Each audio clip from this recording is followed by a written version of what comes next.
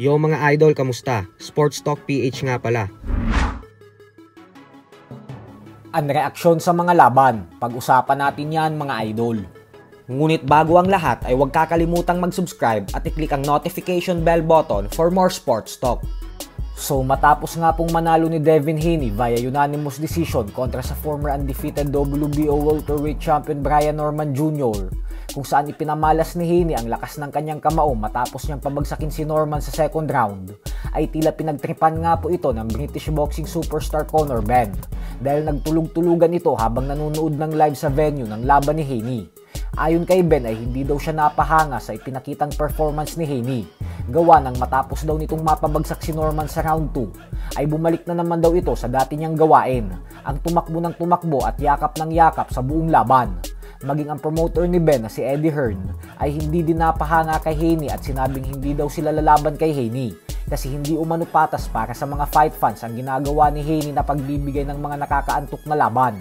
Kaya ayaw niya daw idamay si Ben sa mga kagagawa na ito ni Haney.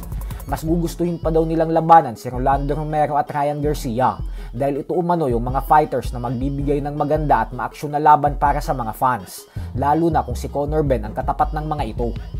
Sa kabilang banda naman mga idol ay naganap na nga po kanina lamang ang official and final weigh-in para sa bigating laban sa pagitan ng dalawang Japanese fighters na sila former WBA bantamweight champion Takuma Inoue at kickboxing champion Tenshin Nasukawa. Wala pong naging problema ang dalawa sa pagkuha ng tamang timbang dahil pareho itong tumimbang ng 117.7 pounds. Pasok na pasok sa 118 pound limit ng bantamweight division. Kaya naman tuloy na ang kanilang world title fight bukas sa Japan, kung saan paglalabanan nilang dalawa ang bakanteng WBC bantamweight world title belt. Susubukan ni Takuma na makabawi sa masaklap na pagkatalong nalasap niya sa huling laban niya kontra kay Seiya Tsutsumi, habang si Nasukawa naman ay susubukang maging isang world champion sa kanyang ika-8 laban lamang sa professional boxing. Buong-buo naman ang suporta ng Japanese monster na Naoya Inoue sa kapatid niyang si Takuma para sa laban na ito, kung saan dumalo din ito sa weigh-in kanina. Samantala, tila mukhang masama nga po ang loob ngayon ni Fernando Daniel Martinez matapos itong matalo via 10th round knockout sa kamay ng Unified Super Flyweight Champion Bam Rodriguez. Para po kasi sa mga hindi nakakaalam ay panay angas at insulto ang mga ginagawa at pinagsasasabi nito kay Rodriguez bago ang kanilang laban.